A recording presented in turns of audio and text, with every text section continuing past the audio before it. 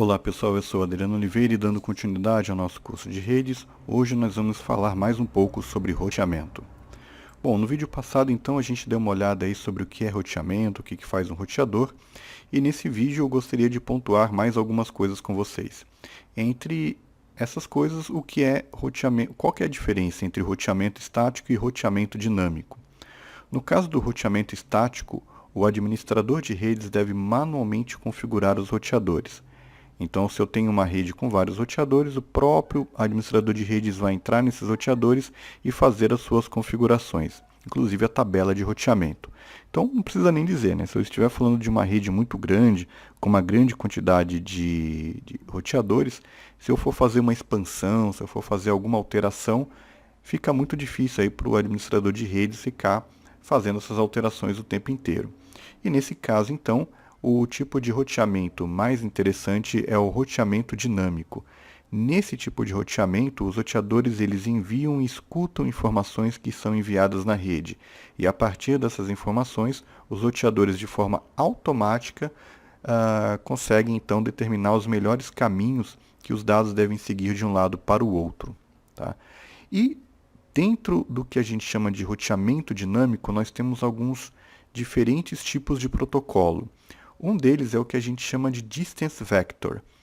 Esse tipo de protocolo, ele fica instalado nos roteadores e ele determina qual que é o melhor caminho que os dados devem fazer de um ponto para o outro de acordo com a quantidade de saltos que ele vai ter. Ou seja,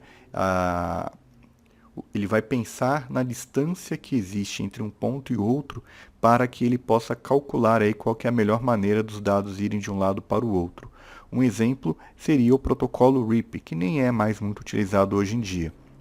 Se nós olharmos neste exemplo aqui, você vai perceber que, no caso do protocolo de roteamento do tipo Distance Vector, que é um protocolo de roteamento dinâmico, ele vai configurar aí os roteadores para que os dados então façam o menor caminho, que nesse caso aqui é o caminho aqui de baixo. Ó. Ele tem apenas 2 saltos para ir de um lado para o outro. E ele vai usar esse caminho mesmo que esse link não seja o melhor link aí desta rede. Para isso, a gente tem um outro tipo de protocolo que a gente chama de link state. Nesse caso, o link state ele vai determinar qual que é o melhor caminho para os dados seguirem de acordo com o estado do link, né? Nesse caso aqui, se nós olharmos aqui, ó, esse caminho aqui por cima, ele vai passar por 2 links de 1 gigabit por segundo. Então ele é bem mais rápido do que se ele fosse aqui por baixo. Então ele vai ter um hop a mais, ele vai ter um salto a mais, porém vai ser mais rápido, porque o link é melhor, né? O link é mais rápido. Um exemplo desse tipo de protocolo é o OSPF, tá? Ele é um protocolo muito usado hoje em dia e ele é um protocolo que não é proprietário, né? Então ele é bastante interessante de ser usado, porque aí vários roteadores de marcas diferentes podem se utilizar dele. Existem outros, obviamente aqui a gente fez um resumo da ópera, né?